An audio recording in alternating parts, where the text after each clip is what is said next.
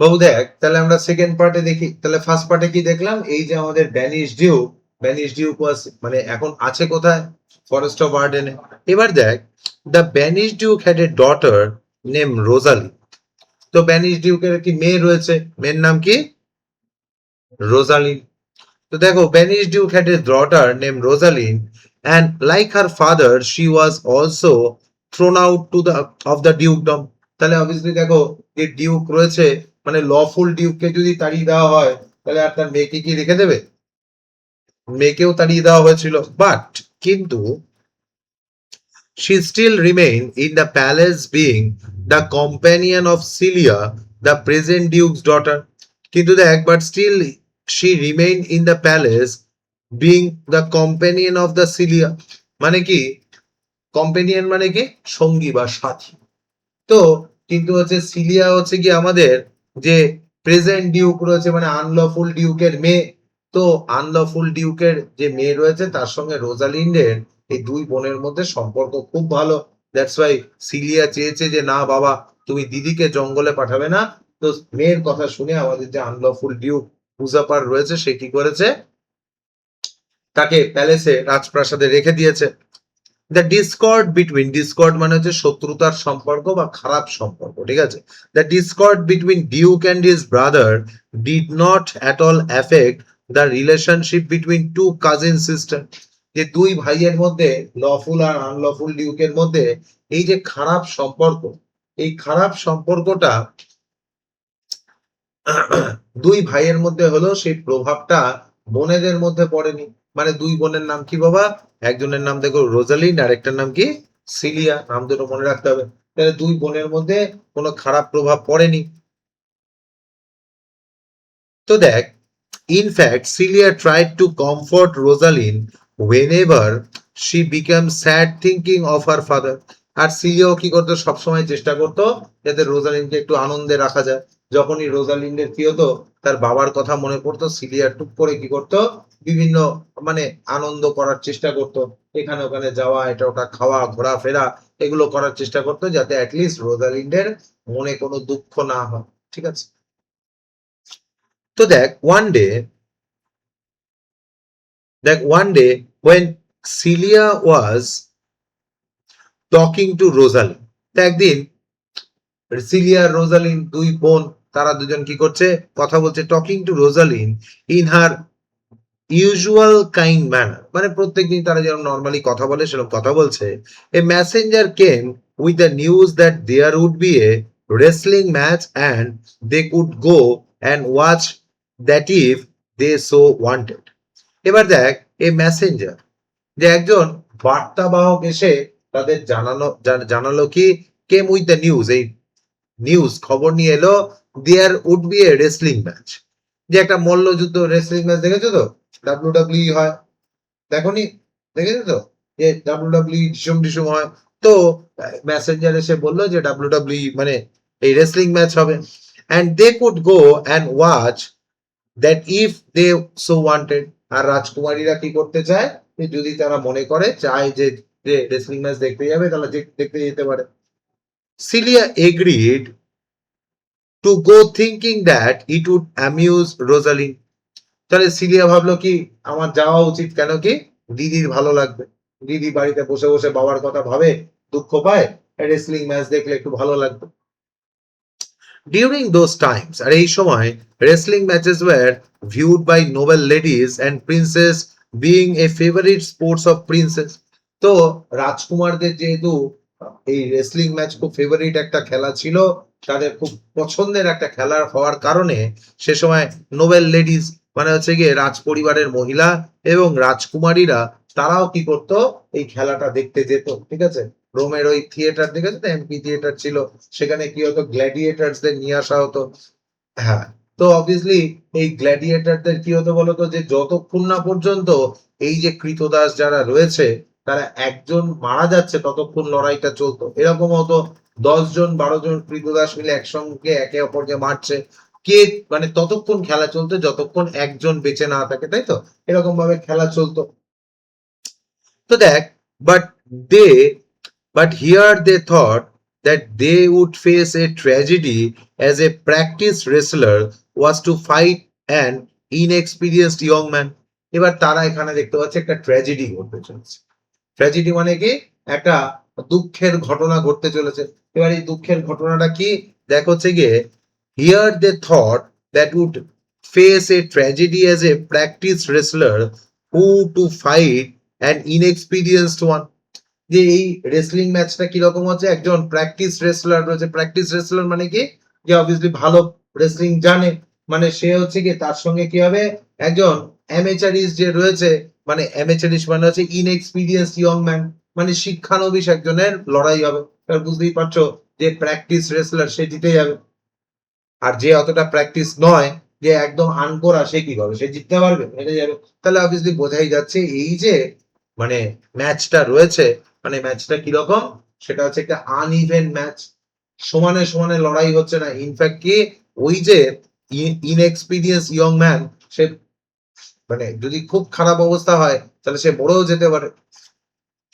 When the Duke saw that both ladies had come to watch such an uneven match between a professional wrestler and a young man, the Duke asked them to dissuade the young man from fighting. এই dissuade মানে বিরত হওয়া। এবার Duke দেখছে কি আমার মেয়েরা দেখতে আসবে ম্যাচটা, আর অবভিয়াসলি ম্যাচটায় কি হবে, এরকম একটা আনপড়া ছেলে লড়াই করছে, হয়তো তাদের চোখের সামনে, আমার মেয়েদের চোখের সামনেই হয়তো ছেলেটা মারা যাবে।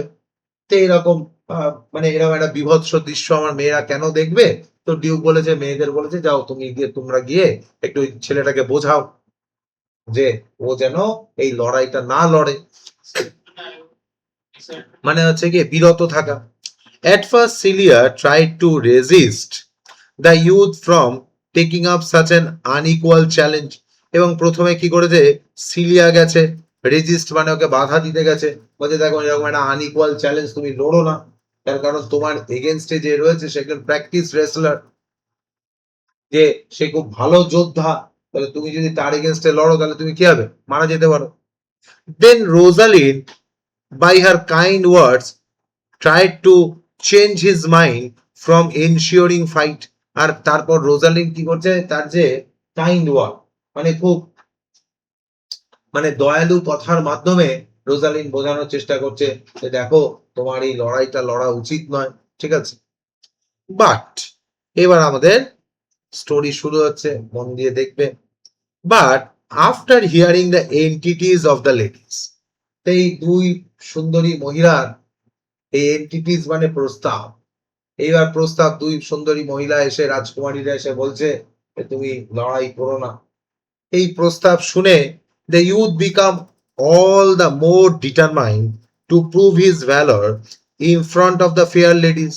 এবার ছেলেটা, ওরা তো এসেছিল ছেলেটা যাতে লড়াই না করে, আর অবভিয়াসলি কি ছেলেটা উল্টে একদম বার খেয়ে গেছে।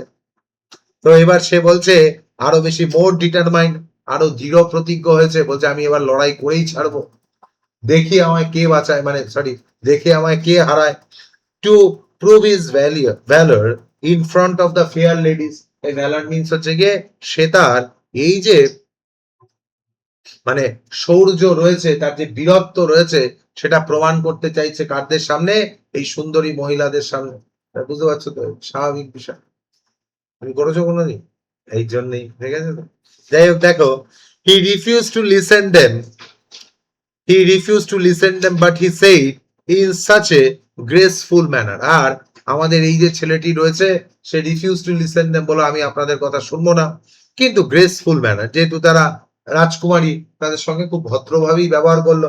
Graceful manner that the both ladies came more concern of him, আর এমন সুন্দর করে কথা বললো যাতে এই সুন্দরী মহিলারা, তারাও ছেলেটার কি হয়েছে, তার কথা ভাবছে। দেখ ladies became more concerned of him, তার সম্পর্কে অনেক একটু সচেতন হয়ে গেছে, কনসার্ন মানে তার সম্পর্কে ভাবছে, আহারে ছেলেটা কি ভালো, দেখেছো, মানে রেসলাররা যেরকম হয় সেরকম ঘেউ মানে ঘেউ ঘেউ করে ওঠেনি, যে কত সুন্দর ভাবে আমাদের প্রশ্নের উত্তর দিল। He said I am sorry to deny such fair and beautiful ladies anything. তো বলছে যে আমি খুব দুঃখিত যে আপনারা এই সুন্দর মহিলারা এত সুন্দর ভাবে আমাকে এরকম বললেন, আপনাদের যে আমি প্রত্যাখ্যান করছি তার জন্য আমি সত্যিই দুঃখিত। হি অলসো সেইড, এবং সে এও বলল that he would like the ladies to wish for him, এবং সে বলল যে আপনারা একটা কাজ করবেন, আমার জন্য প্রার্থনা করবেন, যে আমি যখন লড়াই করতে যাব আপনারা আমার জন্য প্রার্থনা করবেন। And if he was defeated, আর সে যদি পরাজিত হয়, ইফ যদি সে পরাজিত হয়, it he would not be ashamed, তাহলে এটা কোনো দুঃখের বিষয় হবে না। কেন হবে না? Even if he was skilled, সে যদি মারাও যায়, বুঝতে পারছো তো, একদম আসল জায়গায় বলছে, even if he was skilled there was no one to lament for him in this world, বলছে সে যদি মারাও যায় তার জন্য এই পৃথিবীতে কান্নার মতো কেউ নেই। তাহলে দেখো, বুঝতে পারছো, ল্যামেন্ট মানে কান্না করা, যে তার জন্য এই পৃথিবীতে কান্না করার মতো কেউ নেই, তার মানে ছেলেটি পুরো একা। বুঝতে পারছো? এবার মেয়েরা কি ভাববে, যে আরে ছেলেটা একা, কি কষ্ট। He said that he was only a person who filled up a space in this world and it would be better supplied if he vacated his space, এবং সে বলছে সে হচ্ছে একাকী একটা মানুষ, সে যদি মরেও যায় তার জায়গায় একজন বেটার, ভালো একজন মানুষ চলে আসবে, মানে মানে সমাজের, দেশের বা এই প্রকৃতির কোনো ক্ষতি হবে না। তাহলে দেখো এরকম বললে কি হয় বলো তো, সেন্টিমেন্ট, সিম্প্যাথি, তাই না? তাহলে দেখো বিষয়টা হচ্ছে গিয়ে, না সাইকোলজি ব্যাপারটা নয়, মানে কিরকম বলতে এরকম স্কিল কিছু লোকের থাকে, ঠিক আছে? তো বিষয়টা হচ্ছে দেখো পৃথিবীতে এত দেশ রয়েছে, এত দেশে এত ভাষা, তার ডায়ালেক্ট রয়েছে, কিন্তু বিষয়টা হচ্ছে গিয়ে মনের ভাষার বোঝে কজন, তাই না? বা বোঝাতে পারি বা কজন। বাবা যারা হাসছে মানে সেটা একদম অন্যরকম হাসছে। যাই হোক বাবু, এই পর্যন্ত বুঝতে কোনো সমস্যা হয়নি তো? একবার একটু মন দিয়ে দেখ, বলো। ভ্যাকেটেড মানে খালি স্থান, শূন্য স্থান। দেখো বলছে হচ্ছে গিয়ে that filled up the space in the world that would be better supplied if vacated his space, মানে তার সে যদি মারা যাওয়ার পর জায়গাটা খালি হয়েও যায়, তাহলে কি হবে, একজন বেটার লোক, একজন ভালো লোক সেই জায়গাটা, মানে জায়গাটা পূরণ করবে, ঠিক আছে? স্যার রোনাল্ডি বয় দাস। বাবু এই পর্যন্ত কোনো বুঝতে অসুবিধা হয়নি তো?